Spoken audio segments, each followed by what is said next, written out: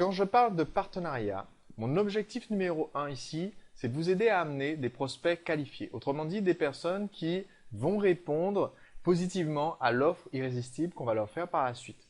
Alors, plus tard, dans une des prochaines missions, je vais vous parler de la négociation du partenariat. Ce que vous pouvez oser demander.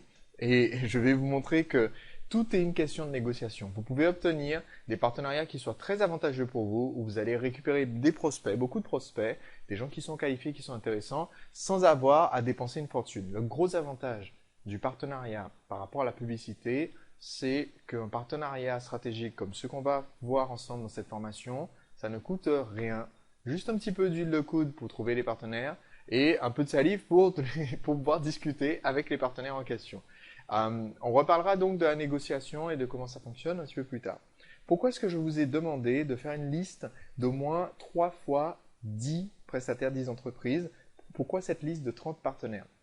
En fait, tout simplement parce que ces 30 partenaires potentiels que vous avez listés dans une précédente mission représentent une bonne masse critique pour aller décrocher les partenariats qui vont être efficaces.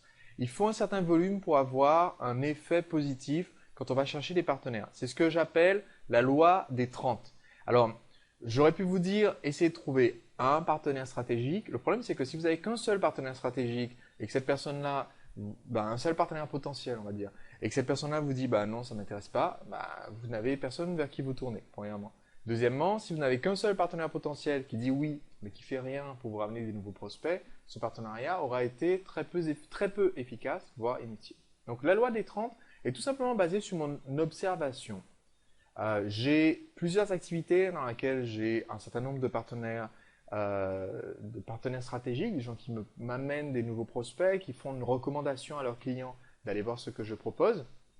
Et je base cette loi des 30 sur une certaine échelle que j'ai observée dans chacune de ces activités. Par exemple, dans une de mes activités principales, j'ai 450 partenaires. Parmi ces 450 partenaires, donc qui sont inscrits et qui sont dans mon système et qui sont en théorie censés m'amener de façon régulière des clients et des prospects ciblés, eh bien, parmi ces 450 partenaires, j'en ai une soixantaine qui sont actifs. Ça veut dire que si vous en décrochez 30 à l'échelle, si vous avez 30 partenaires potentiels, sur ces 30, vous pouvez vous attendre à ce qu'il y en ait 4 qui soient actifs, c'est-à-dire qu'ils fassent vraiment quelque chose pour vous ramener des prospects, pour vous ramener des clients, qui fassent vraiment l'effort de façon régulière de faire des recommandations. Alors ce chiffre peut être un peu plus élevé, je vais vous montrer des techniques pour l'augmenter, mais de façon générale, il faut s'attendre à ce que même si sur les 30, il y en a un certain nombre qui vont vous dire oui, d'autres qui vont dire non, ça ne m'intéresse pas, et sur ceux qui vont dire oui, il y en a qu'un petit nombre qui peut être actif. Parmi ceux qui sont actifs et qui vous recommandent, il y a quand même certains qui vont être des partenaires qui vont faire un plus gros volume que d'autres. Donc, pour vous donner un exemple concret de ces partenariats, j'ai un des membres de mes formations qui est coach sportif. En utilisant la méthode que je vais vous recommander au fil de ce flux d'action, il a décroché un partenariat avec quelqu'un qui donne des cours de golf.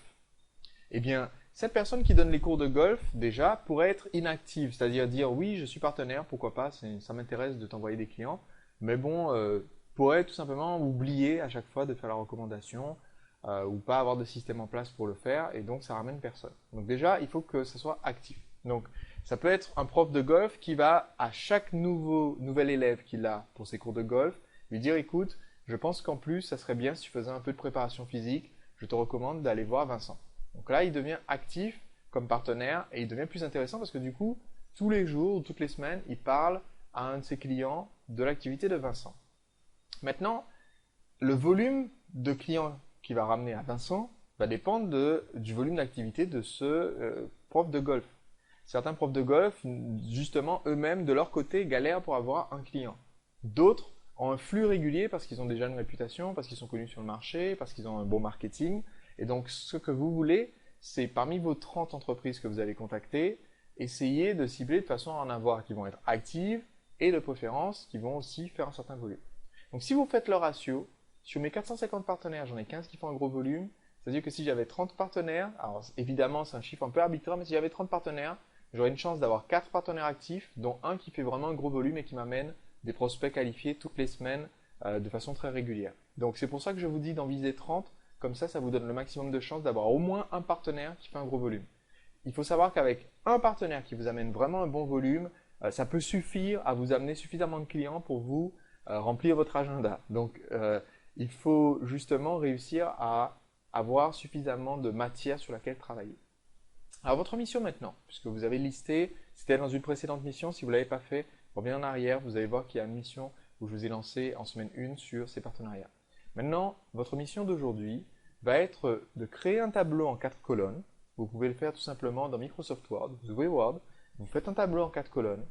Et pour chaque partenaire dans cette liste que vous avez déjà faite au cours d'une précédente mission, je vais vous demander dans la première colonne de lister son nom et ses coordonnées. Le nom de l'entreprise et ses coordonnées, numéro de téléphone ou adresse, si vous n'avez pas le numéro de téléphone, ou adresse email au pire, mais je vous recommande au moins le numéro de téléphone ou l'adresse postale. C'est toujours plus efficace que l'email. D'accord? Donc, de préférence,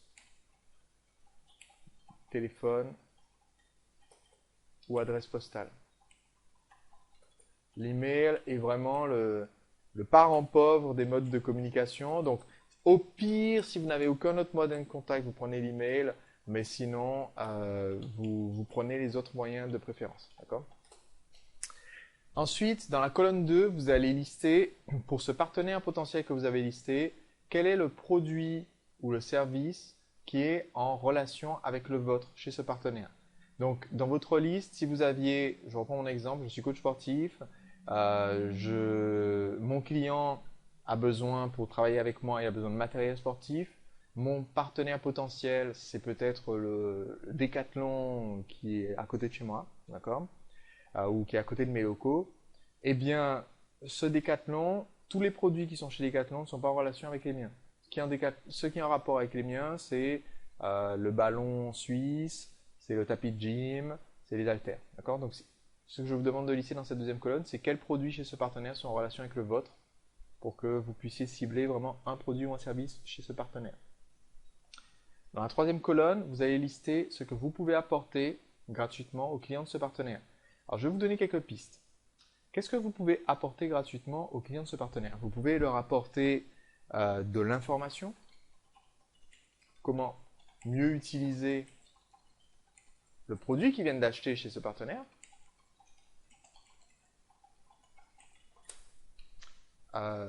Par exemple, si mon partenaire est vendeur d'ordinateurs, parce que moi je suis dépanneur informatique, je peux fournir aux clients qui viennent d'acheter un ordinateur, je peux leur fournir un petit guide comment faire en sorte que votre ordinateur reste rapide au fil des mois, au fil des années, par exemple. Donc j'offre de l'information, d'accord? Cette information peut être dispensée soit en ligne, sous forme de PDF, soit en ligne sous forme de vidéo ou d'audio, ou un petit livret imprimé que mon partenaire peut remettre au client. Je peux aussi apporter gratuitement au client de ce partenaire, alors au lieu d'un livret, ça peut être tout simplement juste un petit tract prospectus avec de l'information. Certaines petites entreprises fonctionnent très très bien, surtout là dans ma région, là, il y a certaines entreprises qui fonctionnent très très bien en faisant une sorte de petite gazette. C'est-à-dire qu'ils impriment juste quelque chose qui fait 2 pages, enfin, imaginez une feuille repliée, d'accord? Donc ça fait 4 pages au total, donc juste une grande feuille repliée en 2, une feuille A5 repliée en 2, ça fait comme une sorte de petit journal. Il implique sur du papier en plus qui coûte pas trop cher, du coup, du papier recyclé. Ça fait comme un petit journal.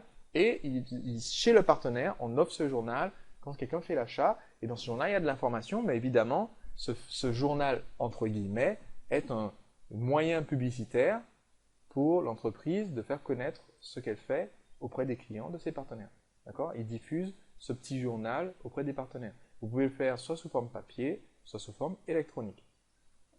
Et dans la 4e colonne, vous allez noter ce que vous pouvez rémunérer. Donc, ici, ce que vous apportez gratuitement, je vous recommande d'apporter de l'information, ou alors, si vous pouvez, si c'est dans vos moyens, ou un échantillon gratuit de votre produit ou service. Quelque chose qui donne envie d'acheter votre produit ou service, mais qui soit offert gratuitement. Autrement dit, vous proposez vraiment un plus que le partenaire peut ajouter dans son offre principale. D'accord? Ça apporte de la valeur aux partenaires que de dire, OK, non seulement je vous offre XYZ quand vous achetez mon produit, mais j'ai aussi ce bonus, et le bonus, c'est quelque chose qui vous appartient à vous. Je vous demande juste de faire un calcul. Donc, vous faites le calcul sur le prix de votre produit principal, produit ou service principal, combien vous pouvez reverser à un apporteur d'affaires.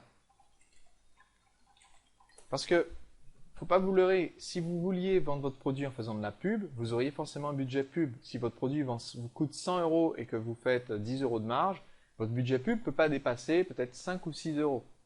Donc, ça veut dire que sur votre produit à 100 euros, vous pouvez donner qu'une partie de la marge, pas une partie du prix total du produit.